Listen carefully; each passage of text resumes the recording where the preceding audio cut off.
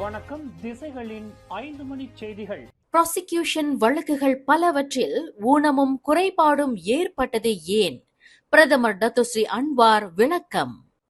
Prosecution தரப்பு சார்பு செய்த பல வழக்குகளில் ஊனமும் குறைபாடும் ஏற்பட்டதற்கு முக்கிய காரணம் அவை அவசரகதியாக நீதிமன்றத்திற்கு கொண்டு செல்லப்பட்ட வழக்குகளாகும் என்று பிரதமர் டத்தோஸ்ரீ அன்வார் இப்ராஹிம் இன்று தெளிவுபடுத்தினார். 2018ஆம் ஆண்டு பொதுத் தேர்தலுக்கு பிறகு பல வழக்குகள் அவசர கதியில் நீதிமன்றத்திற்கு கொண்டு செல்லப்பட்டன. அந்த நேரத்தில் தொடுக்கப்பட்ட பல வழக்குகள் விஷம் பாய்ச்சப்பட்ட வஞ்சகத்துடனும் பகைமை உணர்வுடனும் மேற்கொள்ளப்பட்டதாகவே சித்தரிக்கப்பட்டுள்ளன என்று பிரதமர் குறிப்பிட்டார். இன்று சுபாங் ஜயாவில் நடைபெற்ற செய்தியாளர்கள் கூட்டத்தில் பிரதமர் இவ்விவரத்தை வெளியிட்டுள்ளார். சட்டவிரோத பணமாற்றம் மற்றும் வரி ஏய்ப்பு தொடர்பில் முன்னாள் பிரதமர் டத்தோஸ்ரீ நஜீப்பின் துணைவியார் ரோஸ்மா மன்சூர் 17 குற்றச்சாட்டுகளில் இருந்து விடுவிக்கப்பட்டது தொடர்பில் கருத்துரைக்கையில் டத்தோஸ்ரீ அன்வார் மேற்கண்டவாறு கூறினார். எனினும் ரோஸ்மாவிற்கு எதிரான வழக்கில் அவர் விடுவிக்கப்பட்டதில் தமக்கு எந்த தொடர்பும் இல்லை என்பதை பிரதமர் மீண்டும் வலியுறுத்தினார். ஆனால் 2018 பொதுத் தேர்தலுக்கு பிறகு அதிகாரத்தில் இருந்தவர்கள் தாங்கள் கொண்டிருந்த முந்தைய பகைமையினால் அரசியல் பழிவாங்கலுடன் இந்த வழக்குகளை தொடுத்துள்ளனர் என்று டத்தோஸ்ரீ அன்வார் விளக்கினார். அரசு சேவையில் ஓய்வூதியம் பெற்று வருகின்ற முன்னாள் பணியாளர்கள் மற்றும் வாழையடி வாழையாக ஓய்வூதியம் பெற்று வருகின்றவர்களின் நலனை பாதுகாக்கும் முயற்சியாக அவர்களுக்கு சிறப்பு கௌரவிப்பு வழங்கப்படும் என்று பிரதமர் டத்தோஸ்ரீ அன்வார் இப்ராஹிம் உறுதியளித்துள்ளார்.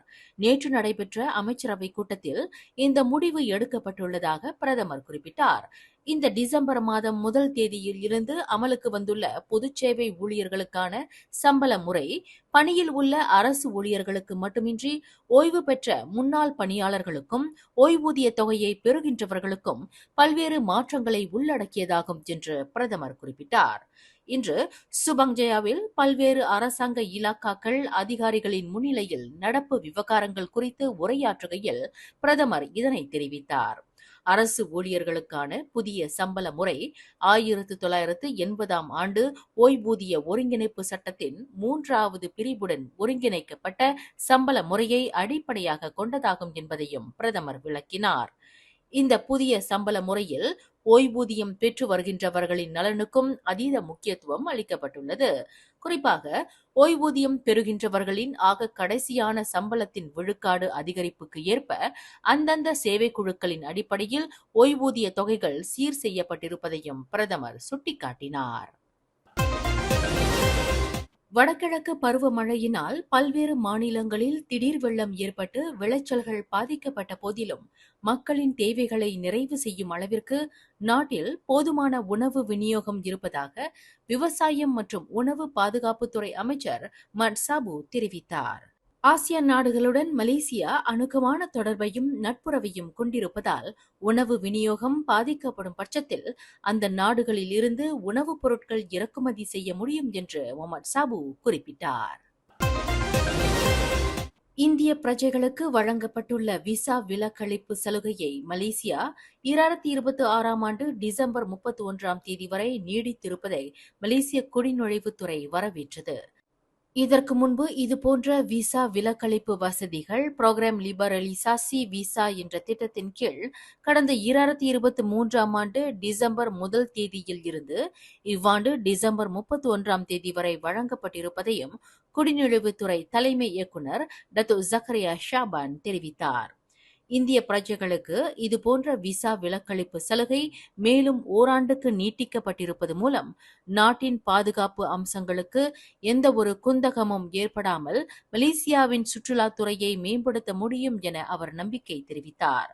மலேசிய அரசாங்கம் வழங்கிய இந்த விசா விலக்களிப்பு சலுகை வாயிலாக இந்திய பிரஜைகள் விசா இன்றி 30 நாட்களுக்கு மலேசியாவில் தங்கி இருப்பதற்கு இந்த விலக்களிப்பு சலுகை வகை செய்வதாக வெளியுறவு அமைச்சு நேற்று விளக்கம் அளித்திருந்தது. கோலாலம்பூர் அம்பாங் ஸ்ரீ பச்சாலிங் வழித்தடத்திற்கான பண்டார் தாசிக் செலாத்தான் LRT ரயில் நிலையத்தில் நேற்று நள்ளிரவு 2 கால்பந்து அணிகளின் ஆதரவாளர்களுக்கு இடையில் பெரும் அமளி துமளியும் கைகலப்பும் ஏற்பட்டது. நிலையத்தில் பாதுகாப்பு பணிகளில் இருந்த உதவி போலீசார் மூலம் இரு குழுக்களின் ஆதரவாளர்களுக்கு இடையிலான சண்டை தடுத்து நிறுத்தப்பட்டது.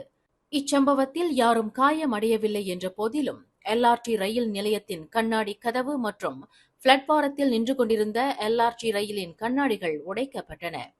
இச்சம்பவம் தொடர்பில் LRT ரயில் சேவையை வழிநடத்தி வரும் பிரசரணா நிறுவனம் போலீசில் புகார் செய்துள்ளது. பெர்லிஸ் மாநிலத்தில் அமைந்துள்ள ஒரே தமிழ் பள்ளியான கங்கார் தமிழ் பள்ளிக்கு கல்வி அமைச்சர் ஃபட்லினா சிடேக்கின் வருகை வரலாற்று பூர்வமான ஒன்று என்றார் அப்பள்ளியின் தலைமை ஆசிரியர் க. உதயகுமார். அண்மையில் கங்கார் தமிழ் பள்ளியில் பயிலும் மாணவர்களின் கல்வி நிலையை இன்னும் எளிமையான முறையில் செயல்படுத்துவதற்கு அம்மாணவர்களுக்கு கல்வி அமைச்சர் ஃபட்லினா சிடேக் கையடக்க கருவி வழங்கினார். பெர்லிஸ் மாநிலத்தில் இந்தியர்களின் மக்கள் எண்ணிக்கை குறைந்த நிலையில் இருந்து வந்தாலும் அம்மாநிலத்திலும் தமிழ் மாணவர்களுக்காக கங்கார் தமிழ் பள்ளி இயங்கி வருகின்றது. இப்பள்ளியில் 58 மாணவர்கள் பயின்று வரும் வேளையில் 13 ஆசிரியர்கள் பணியாற்றி வருகின்றனர். இந்நிலையில் கங்கார் தமிழ் பள்ளிக்கு வருகை புரிந்த கல்வி அமைச்சர் ஃபட்லினா சிடேக் மாணவர்களுடன் இணைந்து மடானி பாடலை பாடியது மிகுந்த கவன ஈர்ப்பாக அமைந்தது.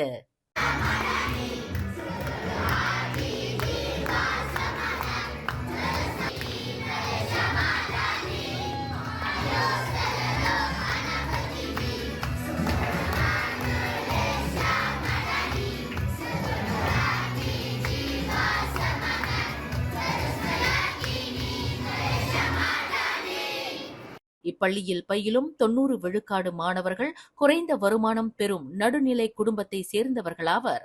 இருந்த போதிலும் குழந்தைகளின் கல்வி கற்பித்தலில் அம்மாணவர்களின் பெற்றோர்கள் அதிக ஊக்குவிப்பை வழங்கி வருகின்றனர். பள்ளியின் சார்பிலும் மாணவர்களின் அடைவு நிலையை உயர்த்துவதற்காக பல நடவடிக்கைகளை கங்கார் தமிழ் பள்ளி மேற்கொண்டு வருவதாக உதயகுமார் கூறினார்.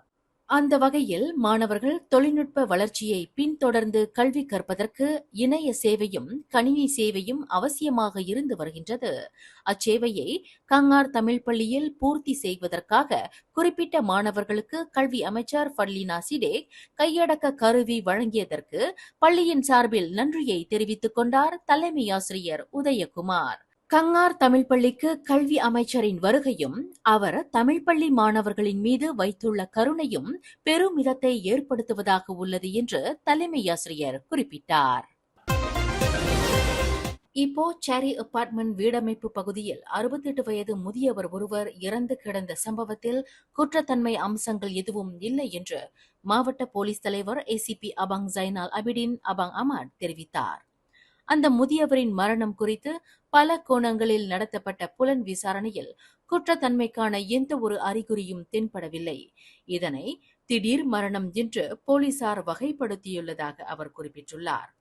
68 வயதுடைய அந்த முதியவர் உயர் ரத்த அழுத்தம் உட்பட பல்வேறு உடல் உபாதைகளுக்கு ஆளாகி வந்ததாக விசாரணையில் தெரிய வந்துள்ளது என்று ACP அபாங் ஜைனால் மேலும் கூறினார்.